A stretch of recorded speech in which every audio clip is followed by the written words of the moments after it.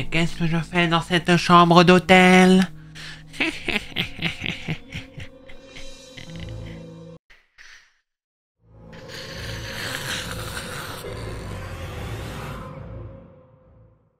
Ok, je veux bien vous croire, je fais flipper.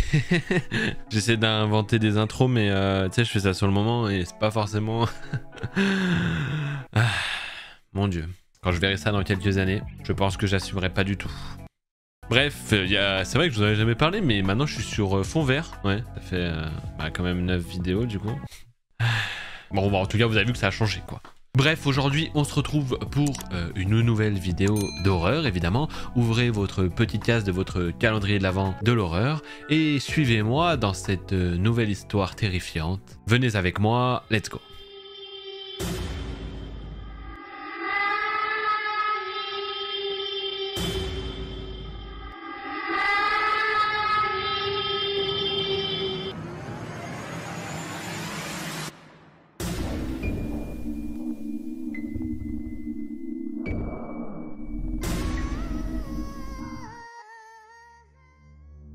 Cette histoire, c'est l'histoire de Camille et elle se passe il y a déjà plusieurs années. À l'époque, elle est à la fac et elle rentre chez elle avant un partiel pour pouvoir manger. Elle se met en route et c'est un chemin qu'elle prend très souvent puisque c'est le chemin pour rentrer et revenir chez elle, sachant que elle y va le matin, elle revient le midi, elle y retourne l'après-midi et elle revient le soir. Donc elle le fait 4 fois par jour. Ce jour-là, elle est en train de mettre ses écouteurs et elle voit deux personnes, elle dirait un couple, en train de se prendre la tête, en train d'avoir une altercation. Elle voit que l'altercation dégénère un peu puisque le mec prend la femme et la plaque contre le mur. À ce moment-là, la femme est contre le mur, elle tourne la tête vers Camille et elle a l'air d'avoir un regard qui demande de l'aide. Au moment où la femme tourne le regard, le mec aussi tourne le regard et elle, qui est contre le mur, en profite pour se libérer. Camille est un peu tétanisée par la situation, elle comprend pas trop ce qui se passe, elle sait pas si elle doit intervenir ou pas. Vous voyez le genre de situation. Et du coup, le mec reste figé, la femme a réussi à se libérer, elle avance vite vers Camille et au moment où elle arrive à son niveau, Camille lui dit « Est-ce que tout va bien ?» La femme ne répond pas, par contre elle est livide, le visage blanc, elle pleure et elle a l'air totalement terrorisée. Au même moment, Camille regarde vers le mec et le mec n'a toujours pas bougé, il reste là planté et il fait rien, juste il les fixe. Le temps qu'elle regarde à côté d'elle, la femme a disparu, elle a pris une rue parallèle. Et alors qu'elle regarde vers le mec, cette fois-ci c'est le mec qui a disparu.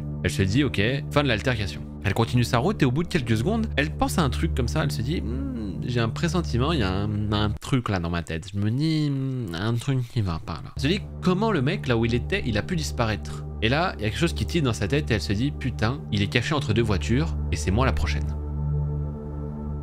Elle se dit ok, de toute façon, là, je suis sur une avenue qui est pas très fréquentée, mais très vite, je vais arriver dans un endroit qui est très fréquenté. Donc je trace, quand je passe, je le regarde pour lui dire eh oh mon frérot, c'est trop tard, hein, je t'ai vu, tu ne peux pas me surprendre. Et elle décide de faire ça. Donc elle continue sa route, et évidemment, au moment où elle arrive entre les deux voitures, le mec est là, accroupi, juste à côté d'elle, derrière les voitures, avec un sourire terrifiant. Elle le regarde avec un air assez assuré, un air qui veut dire écoute frérot, je savais que t'étais là, ton effet de surprise, tu l'as dans le... voilà. Elle continue sa route et lui emboîte le pas directement, il se colle limite à elle. Elle le pousse un peu, elle commence à frissonner parce qu'elle sait que pour l'instant, elle est pas du tout en sécurité. Il lui demande quel âge elle a, si elle a un mec, etc.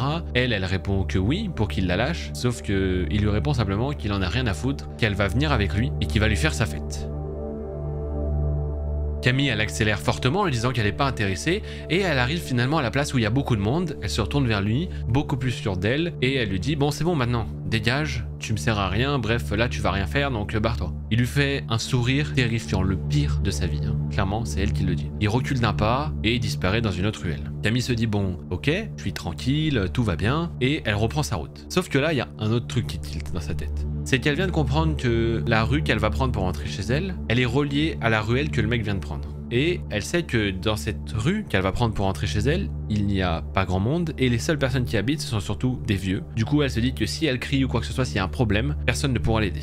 Là à ce moment elle commence à flipper mais c'est le seul moyen, la seule route par laquelle elle peut rentrer chez elle. Donc elle marche tranquillement vers là-bas et au moment où elle rentre dans la ruelle, le mec est planté là, droit comme un i, en train de la fixer avec un regard bestial.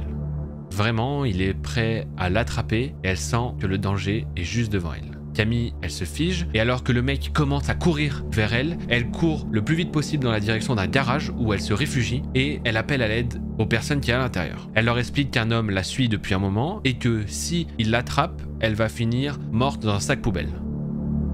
Camille a de l'imagination, elle explique qu'elle fait des études de criminologie. Les mecs la prennent directement au sérieux, ils sortent avec des barres de fer, 4 mecs comme ça qui sortent, et ils se pointent devant lui. Ils lui font des signes, ils lui disent de dégager, et le mec dégage directement le plus vite possible. À ce moment-là, Camille vient d'être sauvée par les garagistes. Comme quoi, les super-héros sont partout autour de nous. Et ce n'est pas fini puisque quelques secondes après, les flics arrivent et demandent ce qui se passe. Les garagistes leur expliquent et ils partent en trombe pour essayer de le rattraper. Elle apprendra après qu'ils ont réussi à le rattraper, qu'ils l'ont arrêté et qu'il a même fini en prison parce qu'ils le recherchaient pour plusieurs agressions, pour meurtre. Et il avait déjà harcelé et violenté plusieurs filles de sa fac.